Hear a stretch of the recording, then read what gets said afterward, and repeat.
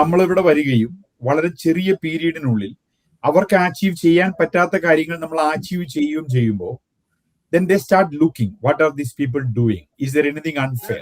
അതിപ്പോ നമുക്ക് മനസ്സിലാകുന്നുണ്ട്. കാരണം അത് നമ്മൾ പറയുന്നതിന്റെ അകത്ത് ഒരു ലോജിക്ക് കുറവുണ്ട്. അത് ചില ആൾക്കാർ അത് തീരുമാനിക്കുവാണ്, ഞങ്ങൾ അന്ന് കൊണ്ടുവന്നു, പക്ഷെ ഇന്ന് ഞങ്ങൾക്ക് ആവശ്യമില്ല, നിങ്ങൾ പൊക്കോളാൻ പറയുമ്പോൾ പോകാനായിട്ട് രാജ്യമല്ല എന്ന് മാത്രമേ നമ്മൾ പറഞ്ഞുള്ളൂ. ആൾക്കാരെ കൊണ്ടുവരില്ല.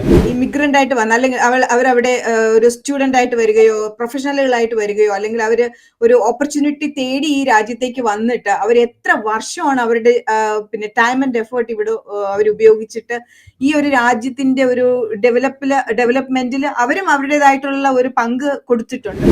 ഈ കഠിനാധ്വാനത്തിന്റെ കൂടെ, കഠിനാധ്വാനം ഒരു നല്ല കാര്യമാണെങ്കിൽ അതുപോലെ തന്നെ അത്ര നല്ലതല്ലാത്ത വേറൊരു കാര്യമാണ് നമ്മൾ എപ്പോഴും എന്തെങ്കിലും ഫ്രീ ആയിട്ടോ ചീപ്പായിട്ടോ ഡീലിലോ കിട്ടാൻ തയ്യാറാണെങ്കിൽ അതിനുവേണ്ടി നമുക്ക് നുണ പറയാനും ഒന്നിനും നമുക്ക് മടിയില്ല. പിന്നെ ഞാൻ അമേരിക്കൻ സിസ്റ്റത്തിന് എടുത്തു കഴിഞ്ഞാൽ ഇതൊരു ജുഡിയോ ക്രിസ്ത്യൻ വാല്യൂസ് ബേസ്ഡ് ആയിട്ടുള്ള ഒരു സിസ്റ്റമാണ് നമുക്ക് അമേരിക്കയിലുള്ളത്.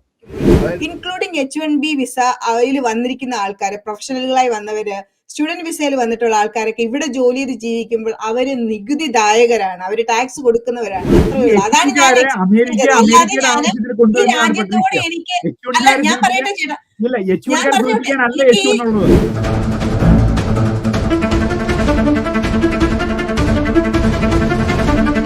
നമസ്കാരം. വാക്കി ടോക്കിയുടെ ഒരു പുതിയ എപ്പിസോഡിലേക്ക് എല്ലാവർക്കും സ്വാഗതം. നമ്മൾക്ക് ഇന്നിപ്പം അമേരിക്കയിൽ നടക്കുന്ന ഇമിഗ്രേഷനും ഐസിന്റെ റെയ്ഡുകളും ഇന്ത്യക്കാരെ ഇത് പുതിയ നിയമങ്ങളും H1Bയുടെ ഉള്ള വിഷയങ്ങളും ഒക്കെ ആയിട്ട് ഇന്ത്യക്കാരെ നന്നായിട്ട് ബാധിക്കുന്നുണ്ട്. ഇന്ത്യക്കാരെ മാത്രമല്ല, കുടിയേറ്റക്കാരെ പൊതുവെ നന്നായിട്ട് ബാധിക്കുന്നുണ്ട്. ഇത് ശരിക്കും പറഞ്ഞു കഴിഞ്ഞാൽ ഈ ഇമിഗ്രേഷൻ പോളിസി ട്രംപ് ഇംപ്ലിമെന്റ് ചെയ്തതിന് ശേഷം അത് തുടങ്ങിയ ഒരു ആസ്പെക്റ്റിൽ നിന്ന് പോയി അതിന്റെ ഒരു ട്രംപിന്റെ കയ്യിൽ നിന്നോ അല്ലെങ്കിൽ ട്രംപ് അഡ്മിനിസ്ട്രേഷന്റെ കയ്യിൽ നിന്നോ അതിന്റെ പിടിവിട്ടു പോയോ എന്നൊരു സംശയം നമുക്കുണ്ട്. കാരണം എന്താന്ന് വെച്ച് കഴിഞ്ഞാൽ, ശരിക്കും പറഞ്ഞു കഴിഞ്ഞാൽ അമേരിക്കയിൽ ഒരു ലോ ആൻഡ് ഓർഡർ എൻഫോഴ്സ് ചെയ്യുന്ന ഒരു രീതിയിലല്ല ഈ ഐസിന്റെ പ്രവർത്തനങ്ങൾ നടക്കുന്നത്. ഐസിന്റെ പ്രവർത്തനം മാസ്ക് ഇട്ട് വളരെ ക്രൂരമായ രീതിയിൽ, വളരെ മോശമായ രീതിയിൽ ആൾക്കാരെ അറസ്റ്റ് ചെയ്യുകയും അവരെ റെയ്ഡ് നടത്തുകയും ഒക്കെ ചെയ്യുന്നത് നമ്മുടെ വ്യവസ്ഥാപിതമായ അമേരിക്കയിലെ ഒരു ലോ ആൻഡ് ഓർഡറിൽ ഒരു വ്യക്തിക്കുണ്ടാകുന്ന സ്വാതന്ത്ര്യത്തെ മുഴുവൻ ഹനിച്ചുകൊണ്ടുള്ള വലിയ പ്രവർത്തനങ്ങളാണ് നടക്കുന്നത്. അതിൻ്റെ കൂടെയാണ് ഓരോ ദിവസവും പ്രസിഡന്റിന്റെ വക ഇമിഗ്രേഷൻ പോളിസി ചേഞ്ചസും ഒക്കെ വരുന്നത്. ഇത് ഇന്ത്യക്കാരെ ബാധിക്കുന്നതിൽ ഉപരിയായിട്ട് ഇതിപ്പോൾ ഒരു റേഷ്യൽ ഇഷ്യൂ ആയിട്ട് മാറിയിട്ടുണ്ടോ എന്നുള്ളൊരു സംശയം കൂടി വരുന്നുണ്ട്. കാരണം ഇപ്പോൾ ഈ ഒരു വൈറ്റ് കമ്മ്യൂണിറ്റി ഇപ്പൊ പൊതുവെ ഈ ബ്രൗൺ നിറത്തിലുള്ള ആൾക്കാരോട് വളരെ വിവേചനപരമായി പെരുമാറുകയും അവർ പല രീതി, പ്രത്യേകിച്ച് നമ്മളെ കമ്മ്യൂണിറ്റിയൊക്കെ പല സ്ഥലങ്ങളിലും തൊഴിലിടങ്ങളിൽ തൊട്ട് ഈ ഒരു വിവേചനം അനുഭവപ്പെടുന്നുണ്ട്. അത് ഇപ്പം ഇതിനെ അവർ കാണുന്ന രീതിയിൽ ട്രംപ് വിഭാവനം ചെയ്ത പോലെ ആയിരിക്കില്ല, അഡ്മിനിസ്ട്രേഷൻ വിഭാവനം ചെയ്ത പോലെ ആയിരിക്കില്ല. ഈ നമ്മളൊരു സമൂഹത്തിലേക്ക് ഒരു മെസ്സേജ് കൊടുക്കുമ്പോൾ ആ മെസ്സേജിന്റെ ഭാഗമായിട്ടുണ്ടാകുന്ന ഇമ്പാക്ട് എന്ന് പറയുന്നത് ഇന്നിപ്പോ ഇത് അമേരിക്കയിൽ മാത്രം ഒതുങ്ങി നിൽക്കുന്നില്ല. യൂറോപ്പിലെ പല സ്ഥലങ്ങളിലും, അതായത് നിയമപരമായിട്ട് കുടിയേറിയിരിക്കുന്ന ആൾക്കാര്, പ്രത്യേകിച്ച് നമ്മൾ ഇന്ത്യക്കാരാണ് ഇതുകൊണ്ടുണ്ടാകുന്ന വളരെയേറെ ബുദ്ധിമുട്ടുകൾ അനുഭവിക്കുന്നത്. ആ രീതിയിൽ ഇതൊരു വൈറ്റ് സുപ്രീമിസ്റ്റുകളുടെ അല്ലെങ്കിൽ ആ രീതിയിലുള്ള ഒരു രീതിയിലേക്ക് ഈ ഇമിഗ്രേഷന്റെ പോളിസി മാറിയിട്ടുണ്ടോ? എന്താണ് ചേട്ടൻ്റെ അഭിപ്രായം? നമ്മളിപ്പോ ഏത് സൊസൈറ്റിയിൽ നോക്കിയാലും ജിൻസ്മോനെ, നമ്മളൊരു ഡിഫറെന്റ് ആയിട്ടിരിക്കുന്ന ആൾക്കാർക്ക് എപ്പോഴും ഒരു suspicion that is generally it is there, the fear of the unknown. അപ്പൊ ഞാനിപ്പോ ഫ്ലോറിഡയിൽ വളരെ റൂറൽ ആയിട്ടുള്ള ഒരു സ്ഥലത്ത് ജീവിക്കുന്ന ഒരാളാണ്. അപ്പൊ നമ്മളിവിടെ പല സ്ഥലത്ത് ചെല്ലുമ്പോഴും you look different. You are the only one who is kind of maybe brown, and we have black people and white people, but not really Indian people, wherever I go in these areas. അപ്പോൾ ഈ fear of the unknown എന്ന് പറയുന്ന ഒരു factor ഉള്ളപ്പോൾ അതിനെ ഒരു പരിധിവരെ അതിനെ ഡീൽ ചെയ്യേണ്ട ഉത്തരവാദിത്വം നമ്മൾ ഈ അൺനോൺ ആൾക്കാർക്കുണ്ട്. നമ്മൾ അൺനോൺ അല്ല, നമ്മൾ ഫെമിലിയർ ആയിട്ടുള്ള ആൾക്കാരാണ്, നമ്മൾ വേറെ ആൾക്കാരല്ല എന്ന് വരുത്തേണ്ട ഒരു ഉത്തരവാദിത്വം നമുക്കുണ്ട്. ഇപ്പൊ ഇന്ത്യക്കാരോട് നമ്മൾ ഈ അസൂയ എന്ന് പറയുന്ന ഒരു ഫാക്ടർ, അതാണ് ഇതിനകത്തുള്ളൊരു റിയൽ ആയിട്ടുള്ള ഫാക്ടർ. ആ അസൂയയുടെ കാര്യം എന്താണ്? ഫോർ എക്സാമ്പിൾ ഇവിടുത്തെ ആൾക്കാർ ജനറലി നമ്മളുടെ അസറ്റ്സോ നമ്മളുടെ പ്രോപ്പർട്ടിയോ നമ്മുടെ ജോലിയോ നമ്മൾ ഡ്രൈവ് ചെയ്യുന്ന കാറുകളോ നമ്മൾ കുടിക്കുന്ന ഡ്രിങ്കുകളോ നമ്മൾ ഇടുന്ന ഡ്രസ്സോ ഇതൊന്നും അങ്ങനെ കമ്പയർ ചെയ്ത് അസൂയ ഉണ്ടാകുന്ന ആൾക്കാരല്ല സാധാരണഗതിയിൽ. പക്ഷേ അറ്റ് ദ സെയിം ടൈം ഇപ്പൊ നമ്മളിവിടെ വരികയും വളരെ ചെറിയ പീരീഡിനുള്ളിൽ അവർക്ക് അച്ചീവ് ചെയ്യാൻ പറ്റാത്ത കാര്യങ്ങൾ നമ്മൾ അച്ചീവ് ചെയ്യുകയും ചെയ്യുമ്പോൾ then they start looking, what are these people doing? Is there anything unfair? So just like what happened in Germany in the 1930s and 40s, if we are not playing by the rules, we will be noticed. And to some extent, that is happening even in the Indian community. And I have to say that because I am watching this on a regular basis. നമ്മളിപ്പോൾ H1 വന്ന ആൾക്കാരൊക്കെ for example അതിനകത്തുള്ള corruption, ഇപ്പൊ നമ്മളൊരു ജോലി accept ചെയ്ത് കഴിഞ്ഞാൽ 8 മണിക്കൂർ ഒരു ജോലി ചെയ്യേണ്ട ആള് അവൻ ഒരു ജോലി അക്സെപ്റ്റ് ചെയ്തിട്ട് നമ്മൾ വേറെ പല സ്ഥലങ്ങളിലും ജോലി അക്സെപ്റ്റ് ചെയ്യുന്നു. അപ്പൊ ഇതെല്ലാം ആൾക്കാർ വാച്ച് ചെയ്തുകൊണ്ടിരിക്കുന്നത്. So basically he works hard. അപ്പം is it un-American to not to expect people to work hard? No, absolutely not. But at the same time, he is now not playing by the rules, the general rules. Look at our children, for example. They're going to all these, highly regarded schools without any expense for them. എന്റെ പിള്ളേർ തന്നെ വളരെ മോശം സിറ്റുവേഷനിൽ ഉള്ള നല്ല പഠിക്കാൻ ബുദ്ധിമാന്മാരായ ചില ആൾക്കാരെയൊക്കെ ഞാൻ ഇൻട്രൊഡ്യൂസ് ചെയ്ത് കഴിഞ്ഞപ്പോഴാണ് എന്റെ പിള്ളേർ തന്നെ അവെയർ ആവുന്നത്. Oh my God, what kind of struggles they go through.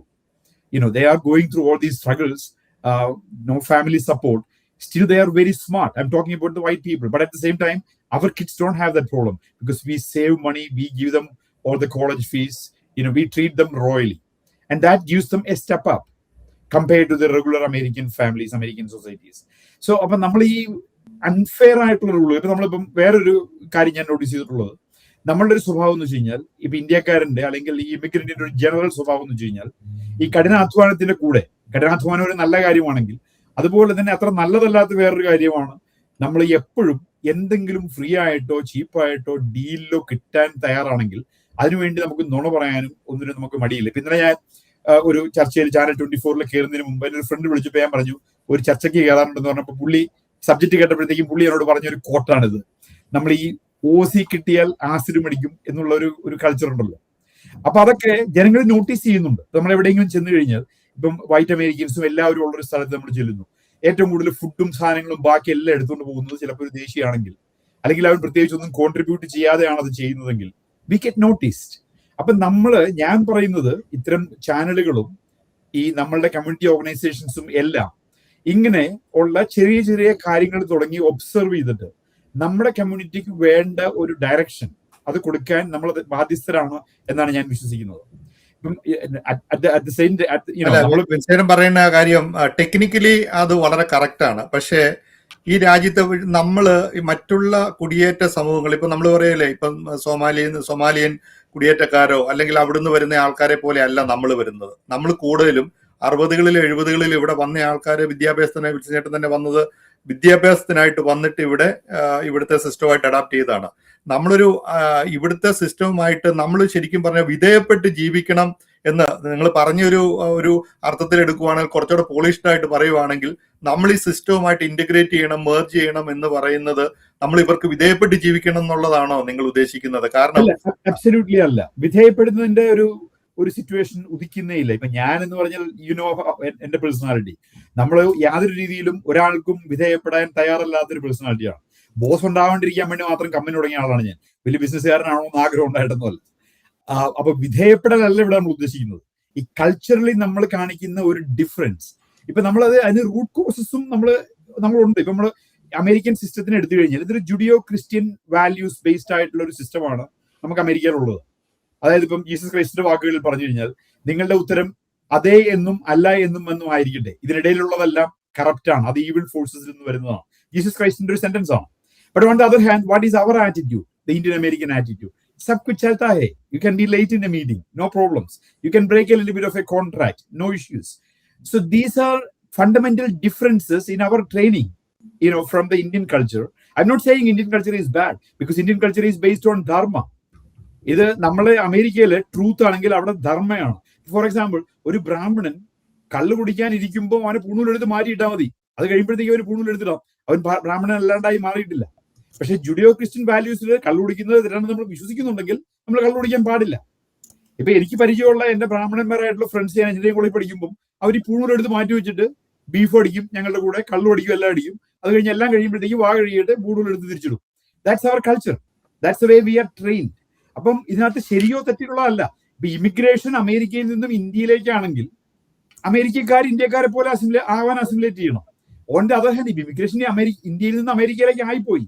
അപ്പൊ നാച്ചുറലി നമ്മൾ ഇവിടുത്തെ രീതികളിൽ നമ്മൾ തമ്മിലുള്ള ഡിഫറൻസും ഇതൊന്നും തമ്മിൽ കാര്യമായ ഡിഫറൻസ് ഇല്ല, നമ്മളെല്ലാം ഡെമോക്രസിയാണ്, ഇതെല്ലാം സെയിം ആണ് എന്നുള്ളതിൽ നിന്നും എന്താണ് അമേരിക്ക ആക്കുന്നത് എന്നുള്ളൊരു ചിന്ത നമ്മൾ ഇമിഗ്രൻസിന് അതിന് ആ ഒരു ഡയറക്ഷൻ ഇമിഗ്രൻസിന് കൊടുക്കാനായി ഈ ചാനലുകൾക്കും ഈ അസോസിയേഷൻസിനും എല്ലാം ബാധ്യതയുണ്ട്.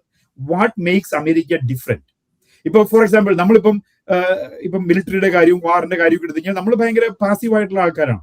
നമുക്ക് നമ്മുടെ പ്രശ്നങ്ങൾ ബാക്കിയുള്ളവർ ടേക്ക് ചെയ്യണമെന്ന് ആഗ്രഹിക്കുന്നവരാണ്. ഇപ്പൊ പാകിസ്ഥാനോട്ട് നമുക്കൊരു ഇഷ്യൂ ഉണ്ടെങ്കിൽ നമുക്ക് റിസ്ക് ഒന്നും എടുക്കാൻ കഴിയില്ല. നമ്മൾ ഉടനെ അമേരിക്കനോട് പറയും നിങ്ങൾ ചെയ്യൂ, റഷ്യ ചെയ്യൂ എന്നതാണ് നമ്മുടെ ഒരു അപ്രോച്ച്. അല്ലെങ്കിൽ അവരോട് നമ്മൾ UN പോകാൻ പറയുന്നു, അല്ലെങ്കിൽ നമ്മൾ നേരിട്ട് കയറി അഗ്രസീവ് ആവുന്ന ആൾക്കാരല്ല. We are not ready to take risk.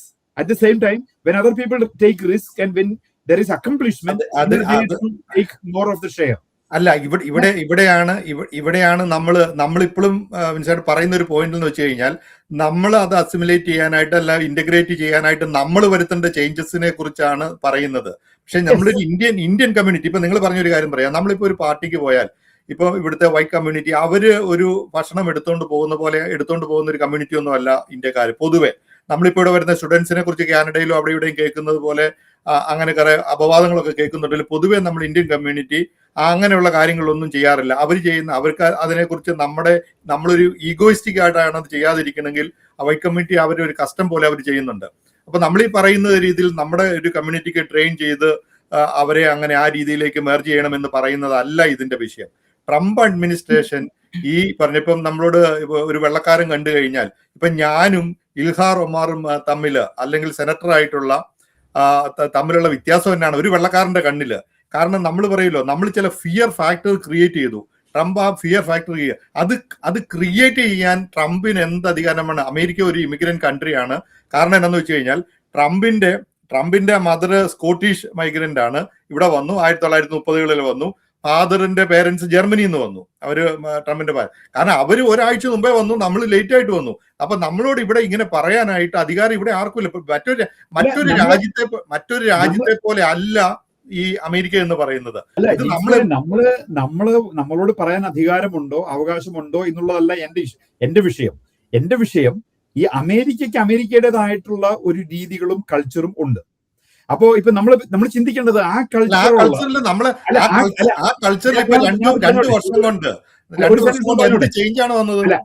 ഈ ട്രംപിന്റെ നേരെ നമ്മൾ ചിന്തിക്കാതെ ഇത് ട്രംപ് വരുന്നതിന് മുമ്പ് ചിന്തിച്ചിരുന്ന കാര്യങ്ങളാണിത്. ഇപ്പൊ ഞാനിപ്പോ പറയുന്ന കാര്യങ്ങൾ ട്രംപ് വരുന്നതിന് മുമ്പ് ഞാൻ ചിന്തിച്ചിരുന്ന കാര്യങ്ങളാണ്. എന്തുകൊണ്ട് ഇന്ത്യക്കാരൻ ഇങ്ങനെ ആവുന്നു? ഇപ്പൊ ഞാനൊരു Airbnb നടത്തുന്നുണ്ട് വാഷിംഗ്ടൺ DC-യിൽ. എന്റെ വീട് Airbnb ആയിട്ട് ഞാൻ വർക്ക്ഔട്ട് ചെയ്യുന്നു.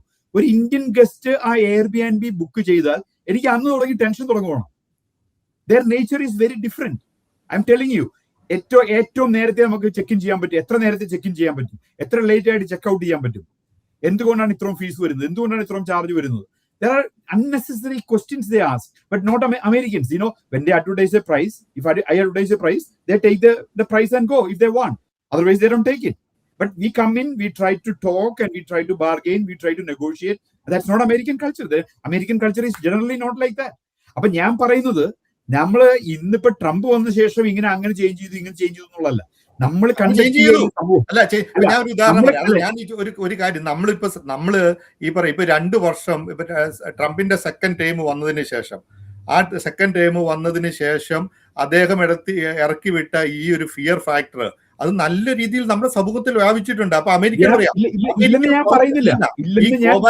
Go back to your country എന്ന് പറയുന്ന കുറെ രാജ്യക്കാർ. ഇപ്പൊ ഞാനൊരു ഉദാഹരണം പറയാം. ഇപ്പൊ ഞാൻ എന്റെ കാര്യം തന്നെ പറയാം. ഞാൻ go back to my country കേട്ടേക്കുന്നത് പണ്ട് വളരെ പണ്ടാണ്. അത് ഇവിടെ വളരെ കോമൺ ആയിട്ട് അത് ഇവിടെ വന്നിട്ടുണ്ട്. വന്നതിന്റെ ഒരു ഉദാഹരണം പറയാം. ഞാൻ ഇംഗ്ലണ്ടിൽ നിന്ന് ഇങ്ങോട്ട് റീലൊക്കേറ്റ് ചെയ്തതാണ്. ഒരു 20 വർഷം മുമ്പ് ഞാൻ ഈ രാജ്യത്തേക്ക് വന്നു. 19 വർഷം മുമ്പ് ഇവിടെ വന്നു. ഞാനിവിടെ വരുമ്പം നമ്മളെല്ലാവരും വരുന്നത് പോലെ അതിനു മുമ്പ് ഞാനിവിടെ വന്നിട്ടുണ്ട്. അത് ഇമിഗ്രന്റ് വിസയിലല്ലായിരുന്നു വന്നിരുന്നത്, വിസിറ്റ് വിസയിൽ വന്നു. അപ്പൊ അന്ന് വന്നതുപോലെ അന്ന് ഞങ്ങൾ നമ്മൾ പറയല്ലേ, നമ്മളൊരു 6 ഡിജിറ്റ് എമൗണ്ടും ഒക്കെ ആയിട്ടാണ് ഈ രാജ്യത്തേക്ക് വന്നത്. അത് ഈ രാജ്യത്തേക്ക് നമ്മൾ വന്നില്ലെങ്കിൽ നമുക്ക് 50,000 രൂപ ഫൈൻ കൊടുക്കണം എന്ന് പറഞ്ഞ് നമുക്ക് ലീഗൽ നോട്ടീസ് വന്നതിന് ശേഷമാണ് നമുക്ക് അമേരിക്കയിലേക്ക് പോരാൻ ഒരു താല്പര്യം ഇല്ലാതിരുന്ന് വന്നത്. ബേസിക്കലി നമ്മളെ ഇൻവൈറ്റ് ചെയ്ത് ഈ രാജ്യത്ത് കൊണ്ടുവന്നതാണ്. ഇവിടെ കൊണ്ടുവന്നിട്ട് ഇപ്പൊ ഈ പ്രശ്നം ഉണ്ടാകുമ്പോൾ ഈ ഇൽഹാർ ഒമാർ ഫേസ് ചെയ്യുന്ന അതേ പ്രശ്നം തന്നെ നമ്മൾ ഫേസ് ചെയ്യുന്ന രീതിയിലേക്കാണ് ഇവിടെ ഈ ഒരു വലിയ വിഷയമുണ്ട്. നമ്മളിപ്പോ ന്യൂയോർക്കിലെ കാലിഫോർണിയയിലെ ചില സ്ഥലങ്ങളിൽ മാത്രം ഇങ്ങനെ നമുക്കൊരു പ്രശ്നം ഉണ്ടാകുന്നില്ല എന്ന് പറഞ്ഞാൽ തന്നെ മറ്റുള്ള സ്ഥലങ്ങളിലെല്ലാം ഈ പ്രശ്നം ഉണ്ടാകുന്നുണ്ട്. ഫസ്റ്റ് ഓഫ് ഓൾ രണ്ട് കാര്യങ്ങൾ. ജിൻസ്മോൻ ഇന്ത്യക്കാരും ലക്ഷോപലക്ഷം ഇമിഗ്രൻസും ഉള്ള ഏരിയയിൽ ഇരുന്നിട്ടാണ് ജിൻസ്മോൻ ഇത്രയും വളരെ ഒരു കൺസേൺ കാണിക്കുന്നത്. ഞാനിവിടെ എവിടെ ചെന്നാലും ഒരു ഇന്ത്യക്കാരനെ കാണാനില്ലാത്തൊരു സമൂഹത്തിൽ എന്റെ നൈബേഴ്സും ആയിട്ടും എല്ലാം വളരെ ഇന്റഗ്രേറ്റഡ് ആയിട്ടുള്ള വളരെ റൂറൽ ഫ്ലോറിഡയിലാണ് ഞാൻ ജീവിക്കുന്നത്. അപ്പൊ ഞാൻ ഈ പ്രശ്നം ഫേസ് ചെയ്യുന്നില്ല. എന്നെ മോശം വാക്കുകൾ വിളിച്ചിട്ടുണ്ടെങ്കിൽ അത് ഞാൻ വളരെ പണ്ടാണ് കേട്ടിട്ടുള്ളത്. Go back to your country എന്നൊക്കെ ഞാൻ കേട്ടിട്ടുണ്ട്. 1990s 2000 ആദ്യമൊക്കെ ഞാൻ കേട്ടിട്ടുണ്ട്. അതൊക്കെ ട്രംപ് വരുന്നതിന് വളരെ മുമ്പാണ്. നമ്മൾ ചിന്തിക്കേണ്ടത് ഇത്രേ ഉള്ളൂ. നമ്മൾ വന്ന് കണ്ട ഒരു നല്ല സംഭവം, ഇൽഹാർ ഒമാറിനെ പോലെയുള്ള ആൾക്കാർക്ക് വേണ്ടി കോംപ്രമൈസ് ചെയ്യാൻ നമ്മൾ തയ്യാറാവണോ വേണ്ടയോ? ഇൽഹാൻ ഒമാറിന്റെ ബ്രദറിനെ കൊണ്ടുവന്നത് എങ്ങനെയാണോ? കല്യാണം കഴിച്ച കള്ള ഡോക്യുമെന്റ് ഉണ്ടാക്കി, ഇത് ഒഫീഷ്യലായിട്ട് ചെയ്തതാണുള്ളത്. ഇൽഹാൻ ഒമർ സ്വന്തം ബ്രദറിനെ കല്യാണം കഴിക്കുന്നു, അവൻ ഇവിടെ ഗ്രീൻ കാർഡിൽ കൊണ്ടുവരാൻ വേണ്ടിയിട്ട്. ആ ആളെ നമ്മളെ റെപ്രസെന്റ് ചെയ്യാൻ ജിൻസ്മോന് താല്പര്യമുണ്ടോ? എനിക്ക് താല്പര്യമില്ല. അതിനൊരു രീതിയുണ്ട്. കാരണം ഞാൻ പറയാം, ഇപ്പൊ കഴിഞ്ഞ ദിവസം നമ്മളൊരു കണക്ക് കണ്ടിരുന്നു. അതായത് ബിൽ ക്ലിന്റൺ ഇവിടെ നിന്ന് ഡിപ്പോർട്ട് ചെയ്ത ആൾക്കാര് 1.4 മില്യൺ ആൾക്കാർ തൊട്ട് വന്ന് ട്രംപ് ചെയ്തേക്കുന്നത് വെറും 120,000 വരുന്നുള്ളൂ. ഒബാമ പോലും 500,000 500,000 ആൾക്കാർ ഇവിടുന്ന് ഡിപ്പോർട്ട് ചെയ്തിട്ടുണ്ട് ആ ഒരു ടൈമില്. അപ്പൊ ഈ ട്രംപിന്റെ ഈ ഷോ ഓഫ് ഇതൊരു ഫിയർ ഫാക്ടർ ക്രിയേറ്റ് ചെയ്യുന്നില്ലേ എന്നുള്ളതാണ് എന്റെ ചോദ്യം. രണ്ടാമത്തെ ഒരു കാര്യം കൂടെ ഞാൻ പറയാം. കാരണം നമ്മൾ തമ്മിലുള്ള വ്യത്യാസം, ഞാനിത് ഈ പറഞ്ഞ പോലെ കുടിയേറ്റക്കാരുടെ നടുക്ക് നിന്നിട്ട് സംസാരിക്കുന്നതും വിൻസെന്റാണ് സംസാരിക്കുന്നതും നിങ്ങൾ ട്രംപിന്റെ സപ്പോർട്ടറാണ്. ഞാനൊരു ട്രംപ് 100% ഒരു ട്രംപ് സപ്പോർട്ടർ അല്ല. ആ കാഴ്ചപ്പാടിലൊരു വ്യത്യാസമുണ്ട്. ഇപ്പൊ എന്നാലും നമുക്ക് പട്രീഷയുടെ ഒരു അഭിപ്രായം കൂടെ കേട്ടിട്ട് ട്രംപ് സപ്പോർട്ട് നോക്കിയിട്ടല്ലാട്ടോ എന്നോട് എന്റെ നൈബേഴ്സ് ഫ്രണ്ട്ലി ആയിട്ടിരിക്കുന്നത്. ട്രംപ് സപ്പോർട്ട് നോക്കിയിട്ടല്ല. നമ്മളിത് മൊത്തത്തിൽ കാണുന്നത് അമേരിക്കയിലെ 50 സ്റ്റേറ്റുകളിൽ നടക്കുന്ന വിഷയങ്ങളും ഈ ആൾക്കാരെ അറസ്റ്റ് ചെയ്യുന്നതും ആൾക്കാരെ ശരിക്കും പറഞ്ഞു കഴിഞ്ഞാൽ വളരെ ദയനീയമായിട്ടുള്ള അവസ്ഥയില്. അപ്പൊ അത് നമ്മൾ ഫേസ് ചെയ്യുന്നത് നമ്മൾ ഈ രാജ്യത്ത് ഒരു നിയമത്തിന് അനുസൃതമായിട്ടല്ലാത്ത രീതി മുഖം മൂടി അണിഞ്ഞ് ഇവിടെ ഒരു നിങ്ങളുടെ ഐഡന്റിറ്റി വെളിപ്പെടുത്തുക. അത് ഏത് നിയമമാണ്? അമേരിക്കയിലെ നമ്മൾ പറയല്ലോ ഒരു വ്യക്തി അത് അലോ ചെയ്യുന്ന നിയമമാണ്. അല്ലെങ്കിൽ കോർട്ടിൽ ചലഞ്ച് ചെയ്യപ്പെട്ടല്ലോ, പല പ്രാവശ്യം ചലഞ്ച് ചെയ്തല്ലോ.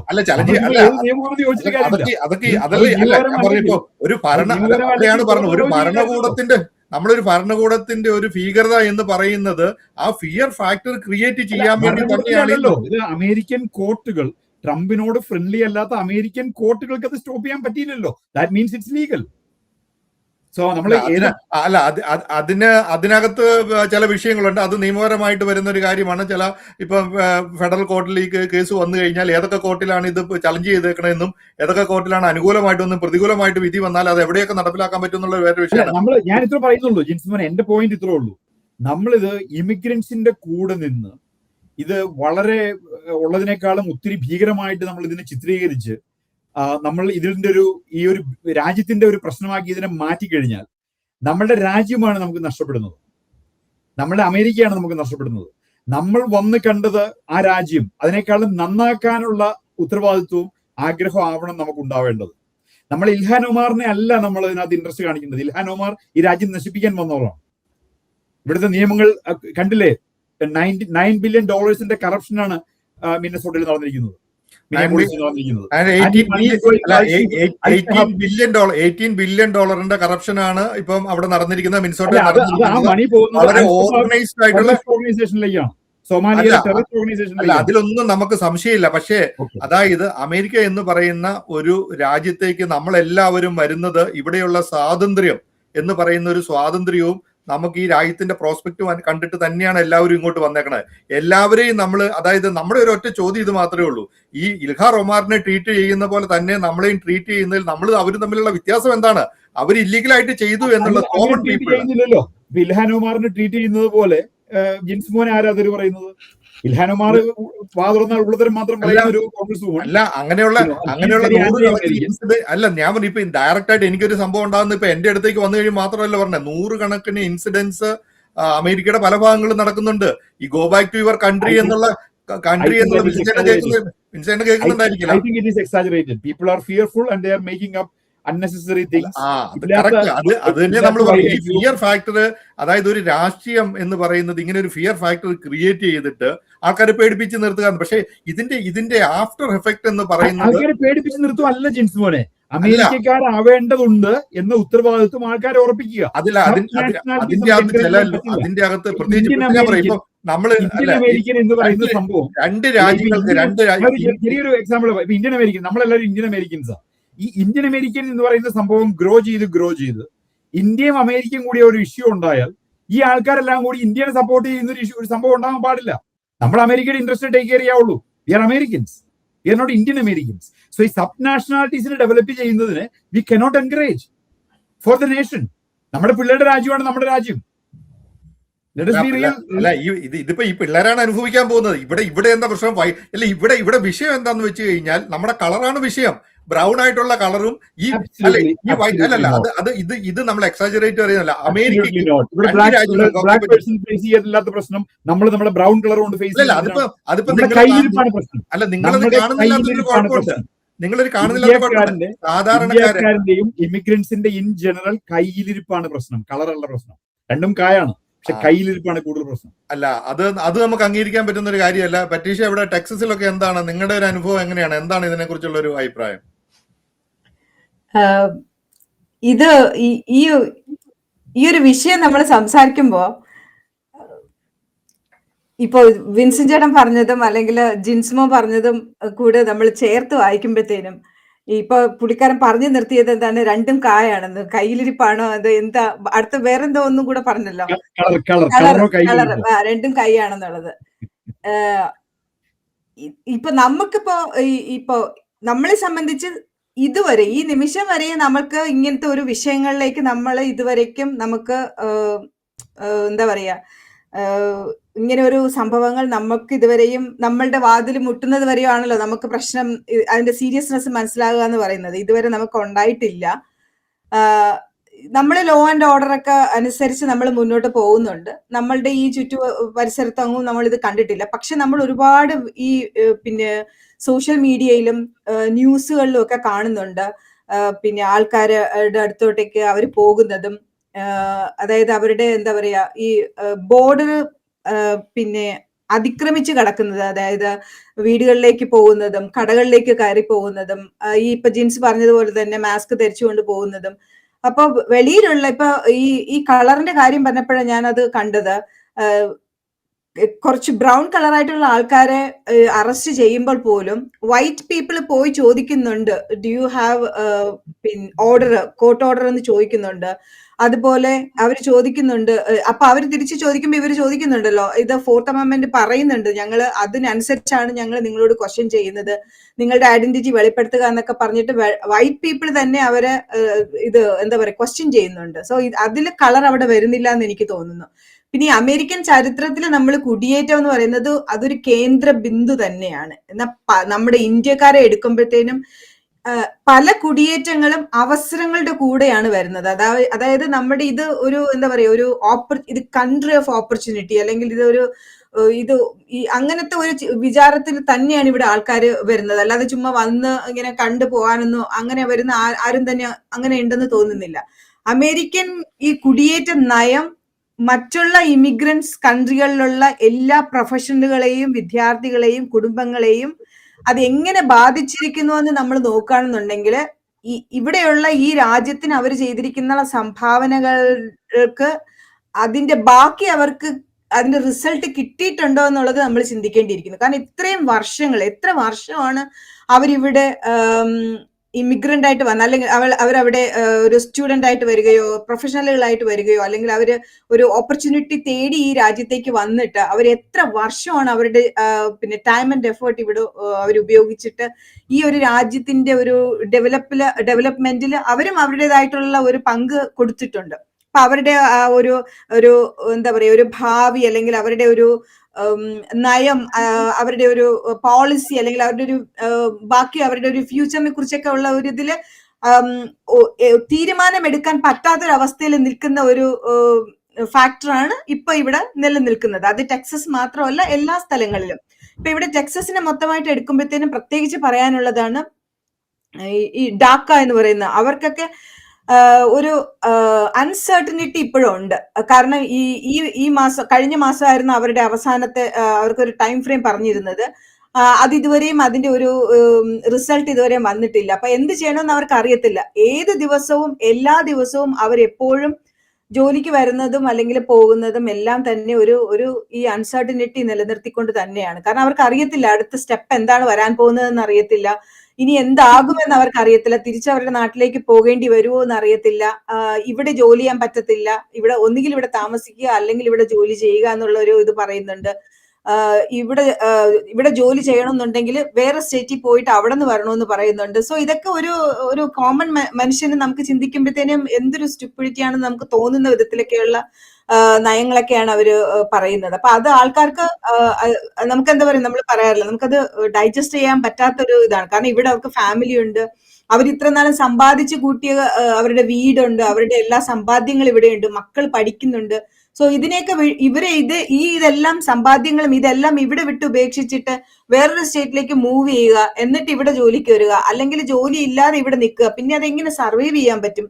ഇതുപോലുള്ള ഒരുപാട് കാര്യങ്ങളുണ്ട്. പിന്നെ നമ്മുടെ ഇന്ത്യൻസിനെ സംബന്ധിച്ച്, ഇന്ത്യൻസ് മാത്രമല്ല, H1B വിസയിലുള്ള ആൾക്കാരെ സംബന്ധിച്ച് അവർക്ക് ഇപ്പൊ വന്നിരിക്കുന്ന പുതിയ കുറെ റൂൾസ് ആൻഡ് റെഗുലേഷൻസ്, ഇവിടെ അവരവരുടെ നാടുകളിൽ പോയി റിന്യൂ ചെയ്യുക എന്നുള്ളത്, നാട്ടിലേക്ക് റിന്യൂ ചെയ്യാൻ പോയി കഴിഞ്ഞാൽ ആപ്ലിക്കേഷൻ കൊടുത്തവരെ പോലും അത് ഹോൾഡ് ചെയ്യിപ്പിക്കുക കുറെ നാളത്തേക്ക്. സോ അവർക്ക് എന്ത് ചെയ്യണമെന്ന് അറിയാൻ പാടില്ലാത്ത ഒരു സാഹചര്യം.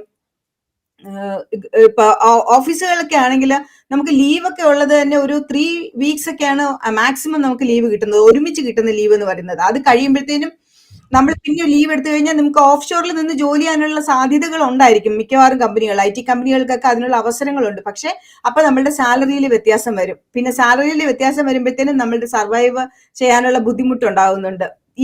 ഇത് പിന്നെ നമുക്ക് ആ കമ്പനിയിൽ തന്നെ തുടരാനുള്ള ഒരു സാധ്യത മങ്ങുന്നു. ഇങ്ങനെ ഒരുപാട് അനിശ്ചിതത്വങ്ങളിൽ കൂടെ കടന്നു പോവുകയാണ് ഈ പ്രൊഫഷണൽസും. ഇവിടെ വന്ന് ഈ അവരുടെ ഒരു ലൈഫ് കെട്ടിപ്പടുക്കാനായിട്ട് ഒരു ഓപ്പർച്യൂണിറ്റി തേടി ഈ രാജ്യത്തേക്ക് വന്ന് ഒരുപാട് വർഷങ്ങൾ ഇവിടെ താമസിച്ച് അങ്ങനെ നീണ്ടുപോയിക്കൊണ്ടിരുന്ന അവരുടെ ഭാവി എല്ലാം ഇപ്പൊ ഒരു അനിശ്ചിതത്വത്തിൽ തന്നെ തുടരുകയാണ്. ഈ ഇപ്പൊ എന്താ പറയാ, ജിൻസ് പറഞ്ഞ ഈ ഒരു ഫിയർ ഫാക്ടർ അവിടെ ഉണ്ട് എന്നുള്ളത് സത്യം തന്നെയാണ്. ഇത് ഈ അമേരിക്കൻ കുടിയേറ്റ നയം വളരെ കാലമായിട്ട് ഒരു രാജ്യത്തിന്റെ നമ്മുടെ ഈ രാജ്യത്തിന്റെ ഒരു ഐഡന്റിറ്റി തന്നെയാണ്. അതിപ്പോ വിൻസെന്റ് ചേട്ടൻ അതില്ല എന്ന് പറഞ്ഞാലും അത് സത്യമായിട്ടുള്ള കാര്യങ്ങളാണ്.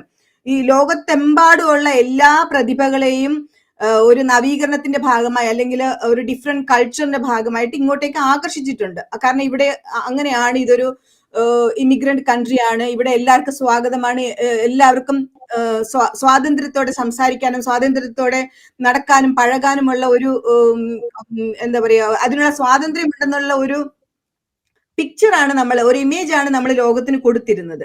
ആ ഒരു ഇമേജിന്റെയോ അല്ലെങ്കിൽ ആ ഒരു പിക്ചർ ആകർഷണത്തിലാണ് ആൾക്കാർ ഇങ്ങോട്ടേക്ക് വരാനും ഇങ്ങോട്ടേക്ക് വന്ന് ഇവിടെ സെറ്റിൽ ആകാനും അല്ലെങ്കിൽ ഇവിടെ ഒരു ജീവിതം കട്ടിപ്പിടുക്കാനും ഒക്കെ അവർ ശ്രമിച്ചത്.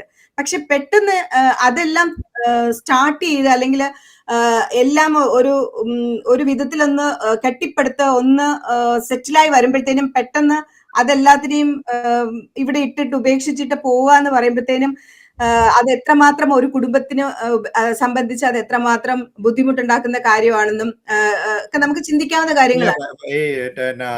അങ്ങനെ ഇട്ടിട്ട് പോകുന്നതെന്ന് പറയുമ്പോ ഇപ്പൊ നിയമവിരുദ്ധമായിട്ട് ഇവിടെ താമസിക്കുന്ന ആൾക്കാര്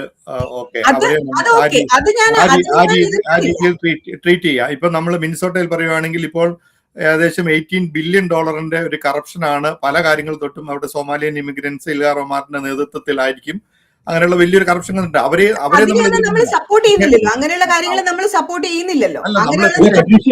പട്രീഷ്യ കണ്ടേക്കണ ആരെയാണ് ഇവിടെ ലീഗലായിട്ടുള്ള ഗ്രീൻ കാർഡ് ഉള്ള അല്ലെങ്കിൽ സിറ്റിസൺഷിപ്പ് ഉള്ള ആരാണ് ഇവിടെ നിന്നെല്ലാം എത്രയോ കേസുകളാണ്. അത് ഞാൻ പറയാം, ട്രംപ് സപ്പോർട്ട് ചെയ്യുന്ന ഇപ്പൊ ഞാൻ പറയാം, ഇപ്പൊ ചോദിക്കുകയാണ് ആരെയാണ് പട്രീഷ്യ അങ്ങനെ കണ്ടിട്ടുള്ളത്?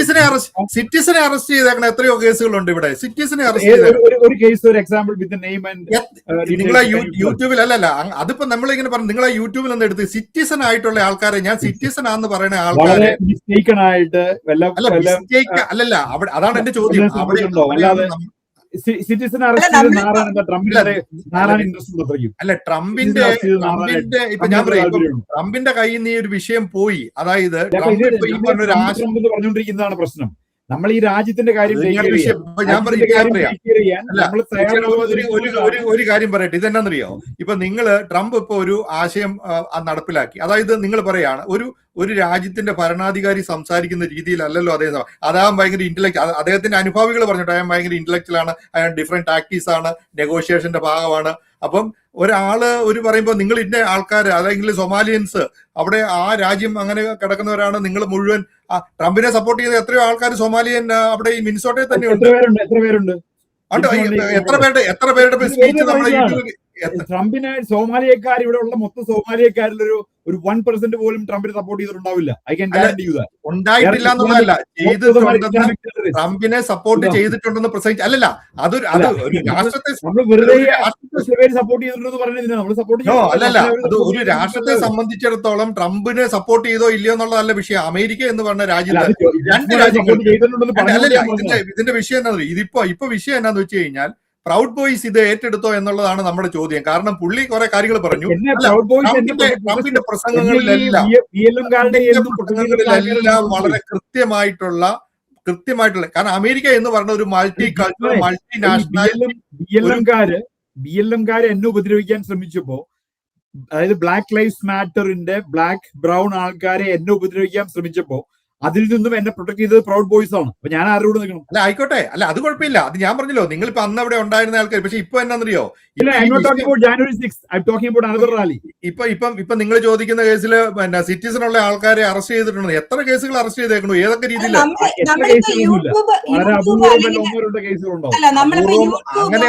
അങ്ങനെ ഒരു അപൂർവമായിട്ടൊരു കേസ് അമേരിക്കയിൽ ഉണ്ടാകാൻ പറ്റുമോ? അങ്ങനെ ഒരു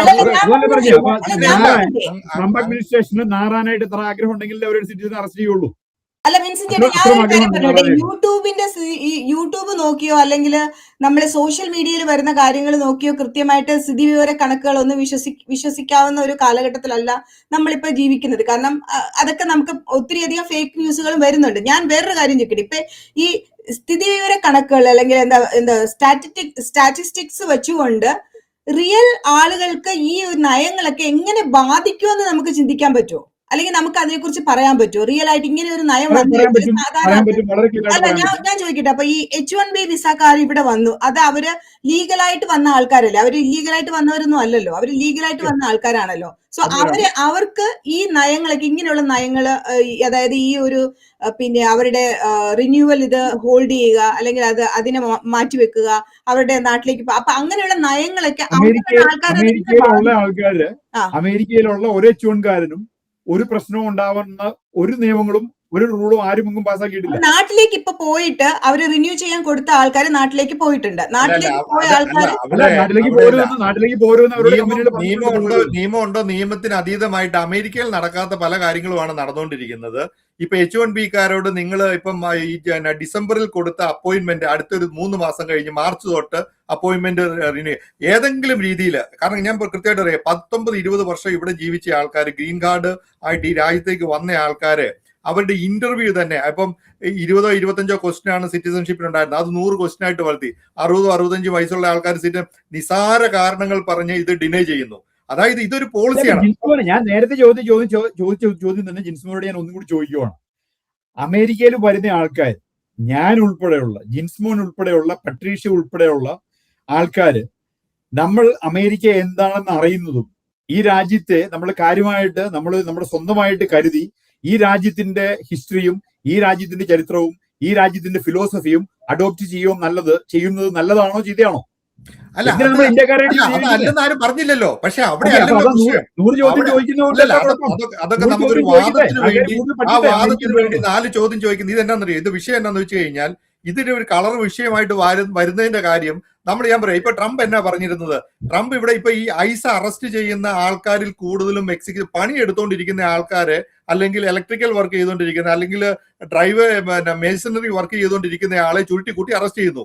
നിങ്ങൾ ഇല്ലീഗൽ ആയിട്ടല്ല, ടെററിസ്റ്റ് ഫണ്ടിങ് പോകുന്ന ഇപ്പൊ സൊമാലിയൻസ് ഈ മിനിസോട്ടയിൽ നിന്ന് പോകുന്ന ഫണ്ട് $18 ബില്യൺ കറപ്ഷൻ നടന്നിട്ടുണ്ടെങ്കിൽ അതിന്റെ ഒരു പോർഷൻ ഇവിടെ ടെററിസ്റ്റ് ISIS പോയിട്ടുണ്ടെന്ന് നിങ്ങളും പറഞ്ഞു, എല്ലാം പറയുന്നുണ്ട്.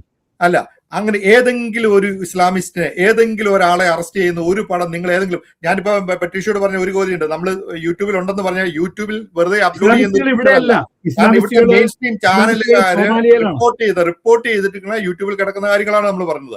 ഇസ്ലാമിസ്റ്റുകൾ ഇരിക്കുന്നത് സോമാലിയയിലാണ്. മണി ഇവിടെ നിന്ന് സോമാലിയയിലേക്ക് പോയതിന് ഫുൾ റെക്കോർഡുണ്ട്. അങ്ങനെയുള്ള നിങ്ങൾക്ക് തെളിവുണ്ടെങ്കിൽ നിങ്ങൾ എത്ര എണ്ണത്തിന് ഇവിടെ അറസ്റ്റ് ചെയ്തിട്ടുണ്ട്? തെളിവല്ലേ വന്നുകൊണ്ടിരിക്കുന്നത് എവരിഡേ തെളിവ് വന്നിട്ട് എന്ത് കാര്യം? അവിടെ അല്ലല്ലോ നിങ്ങൾ നടക്കുന്നത്. അതായത് ഒരാശയം നടപ്പിലാക്കുമ്പോൾ ഈ രാജ്യത്തിന്റെ ഇതുവരെയുള്ള നിയമം, 2 രാജ്യങ്ങളും ഞാൻ പറയണം, വിദേശ രാജ്യങ്ങളിൽ അമേരിക്കയ്ക്കും ഇംഗ്ലണ്ടിനും മറ്റുള്ള ഒരു രാജ്യത്തു നിന്ന് വന്ന ഒരാളെ ആ രാജ്യത്തിന്റെ അവരുടെ കളറിന്റെ പേരിലോ നാഷണാലിറ്റിയുടെ പേരിലോ മാറ്റി നിർത്താൻ പറ്റിയല്ല. കാരണം അമേരിക്ക അങ്ങനെ ലോകത്തുള്ള എല്ലാ 193 രാജ്യങ്ങളുണ്ട്, അവിടുന്ന് എല്ലാം വന്ന് അവരുടെ എല്ലാ അധ്വാനം കൊണ്ട് ഡെവലപ്പ് ചെയ്ത ഒരു രാജ്യമാണ്. ട്രംപിന് ഇത് പറയാൻ എന്താ അവകാശം? കാരണം നമ്മൾ ഈ ട്രംപിനെയും ഈ അനാവശ്യമായ ഒരു വൈറ്റ് റേസിസം എന്നുള്ള ഒരു പോയിന്റും വിട്ടിട്ട് ഉണ്ടല്ലോ, ഇല്ലാന്ന് പറയണേ. അതല്ലേ പറഞ്ഞത്, ഇത് ആരെ ചെയ്യുന്ന നിയമം അനുസരിച്ച് എന്നെയും ജിൻസ്മോനെയും പട്രീഷ്യനെയും എല്ലാവരെയും ട്രീറ്റ് ചെയ്യാനുള്ള അവകാശം അമേരിക്കൻ കോൺസ്റ്റിറ്റ്യൂഷനും അമേരിക്കൻ ഗവൺമെന്റിനും ഉണ്ട്. അമേരിക്കയിലെ സിറ്റിസൺഷിപ്പ് എടുത്തുള്ള ആൾക്കാർ ആൾക്കാരുടെ കയ്യിൽ വിടാനുള്ള അവകാശം അമേരിക്കൻ ഗവൺമെന്റിനുണ്ട്. പ്രവർത്തനങ്ങളാണ് ഇവിടെ നടക്കുന്നത്. നിയമം അനുസരിച്ചല്ലാത്ത നടക്കുന്നത്. അത് ജിൻസ്മോന് ഞാനൊരു ചോദ്യം ചോദിച്ചോട്ടെ, എനിക്ക് അറിയാൻ പാടില്ലാത്തോണ്ടാണ്, ഞാൻ അറിയാൻ പാടില്ലാത്തോണ്ട് ചോദിക്കുന്നതാണ്, വിവരക്കേടായിരിക്കാം ചിലപ്പോ. ഈ അമെൻമെന്റും ലോയും ഓർഡറും ഒക്കെ സിറ്റിസൺസിന് മാത്രമുള്ളതാണോ? ഇല്ലീഗൽ പീപ്പിളിന് അത് ബാധകമല്ലേ? അമെൻമെന്റ് അല്ലെങ്കിൽ ഈ ലോ ആൻഡ് ഓർഡർ ഒക്കെ. ഇപ്പൊ ഒരാളെ നമ്മളിപ്പോ ഇവിടെ ഇല്ലീഗൽ ആയിട്ടുള്ള ഒരാളെ അറസ്റ്റ് ചെയ്യുമ്പോഴത്തേനും ഇപ്പൊ 4th അമെൻമെന്റ് ഉണ്ട്, അല്ലെങ്കിൽ റൂൾ ആൻഡ് ഓർഡർ ഉണ്ട് എന്നൊക്കെ പറഞ്ഞാൽ ലോഫുൾ സിറ്റി, അത് ഞാൻ പറയാം, ഇപ്പൊ നിയമം വ്യാഖ്യാനിക്കാൻ നമുക്ക് അവകാശമില്ല. ഇപ്പൊ നമ്മൾ ഇരിക്കുന്ന നിയമപരമായിട്ടല്ല, പക്ഷെ നമ്മുടെ ജനറൽ നോളജ് വെച്ചിട്ട് നമുക്ക് പറയാം, ലോഫുൾ സിറ്റിസൺ, അതായത് ഇപ്പം ഗ്രീൻ കാർഡ് തൊട്ട് ലീഗലായിട്ട് ഇവിടെ ലീഗൽ സ്റ്റാറ്റസ് ഉള്ള എല്ലാവർക്കും ആ നിയമം ബാധകമാണ്. ആ നിയമങ്ങൾ നമ്മൾ അനുസരിക്കാൻ ബാധകമാണ്. പക്ഷേ അമേരിക്കയെ സംബന്ധിച്ചിടത്തോളം ഇല്ലീഗൽസ് വിത്ത് ലീഗൽ റൈറ്റ് എന്ന് പറയുന്ന ഒരു കൺസെപ്റ്റ് പണ്ടുണ്ടായിരുന്നു. അങ്ങനെ ഈ രാജ്യത്തെ നിയമം സൃഷ്ടിച്ചവര് അങ്ങനെ ഈ രാജ്യത്തെ അങ്ങനെ കണ്ടിരുന്നവരാണ്. ഇല്ലീഗലായിട്ടുള്ള ആൾക്കാർക്കും അവർക്ക് ചില ലീഗൽ റൈറ്റ് ഉണ്ട്, അവർക്ക് ഈ എല്ലാ മാനുഷികപരമായിട്ടുള്ള എല്ലാ അവകാശങ്ങളും ഈ രാജ്യം കൊടുക്കുന്നുണ്ടായിരുന്നു. തെറ്റ് ചെയ്തിട്ടുള്ള ആൾക്കാർ ചെയ്യുന്നല്ല പറഞ്ഞത്. പക്ഷേ ഇതിപ്പോ പറഞ്ഞ ഈ അഡ്മിനിസ്ട്രേഷൻ, ആദ്യത്തെ അഡ്മിനിസ്ട്രേഷൻ, ട്രംപിന്റെ 1ാം അഡ്മിനിസ്ട്രേഷൻ കഴിഞ്ഞിട്ട് 2ാം അഡ്മിനിസ്ട്രേഷൻ വന്നു കഴിഞ്ഞപ്പോൾ അദ്ദേഹത്തിന്റെ ഈ ഭരണപരമായിട്ട് നടപ്പിലാക്കുന്ന നടപടികൾ, അത് ഈ പ്രൗഡ് ബോയ്സ് പോലെയുള്ള, ഞാൻ ഉദാഹരണം പറഞ്ഞ എനിക്കറിയത്തില്ല, പക്ഷെ അത് അറിയാൻ പറയാം, എനിക്ക് പ്രൗഡ് ബോയ്സ് ഒത്തിരി പേര് അറിയാം.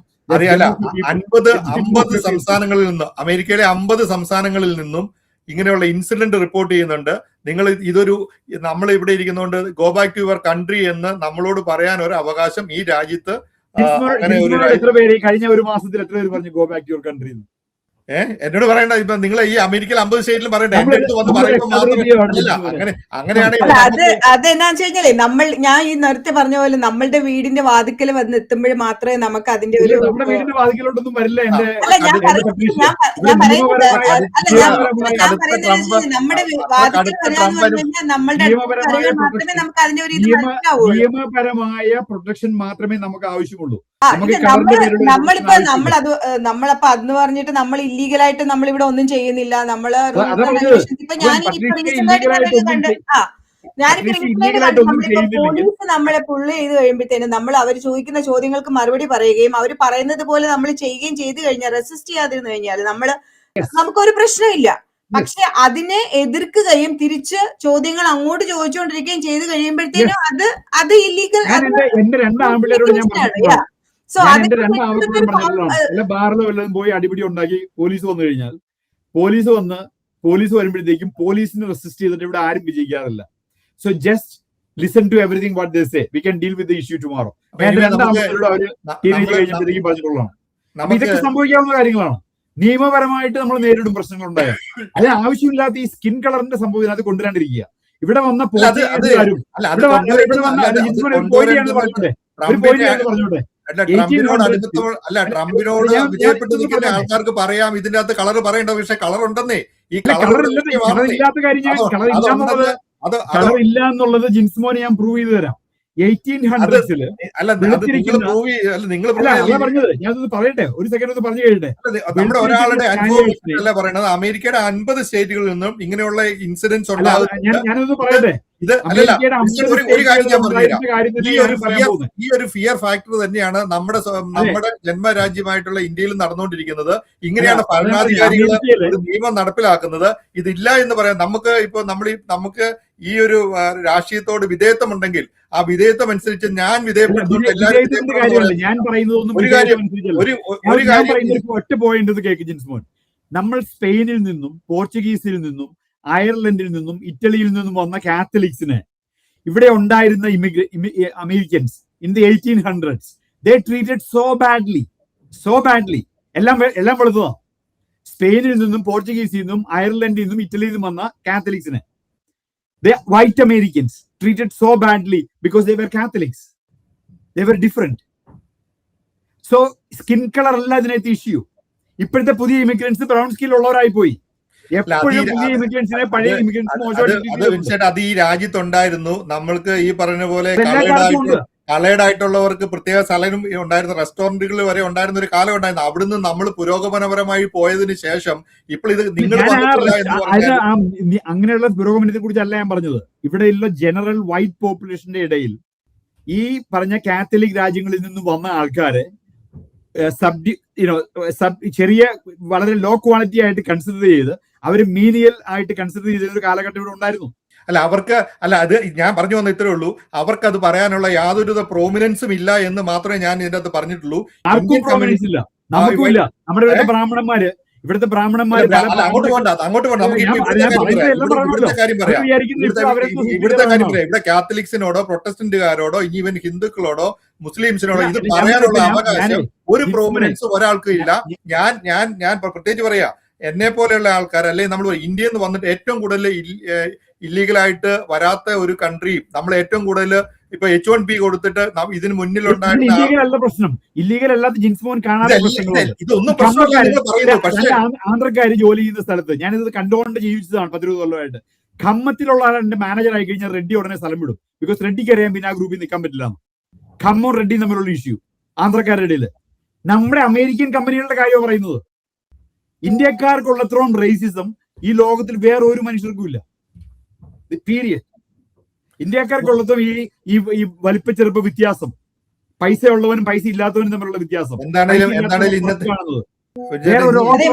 വളരെ പ്രമുഖനായ ഒരു വ്യക്തി പറഞ്ഞിട്ടുള്ളതാണ്. ഞാൻ വായിച്ചതാണ്. അതായത്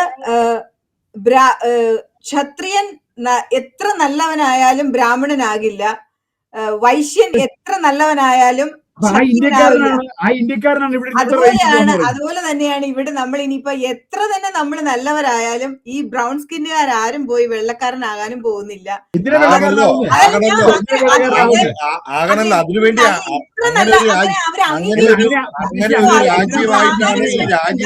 നമ്മൾ ആകാനും ശ്രമിക്കേണ്ട, നമ്മൾ ആകാനും ശ്രമിക്കുന്നില്ല, നമ്മൾ ആകാൻ പോകുന്നുമില്ല. ഞാൻ പറയുന്നത് നമ്മുടെ ഈ ഇരിക്കാനുള്ള സകല ഫ്രീഡം പരീക്ഷയ്ക്ക്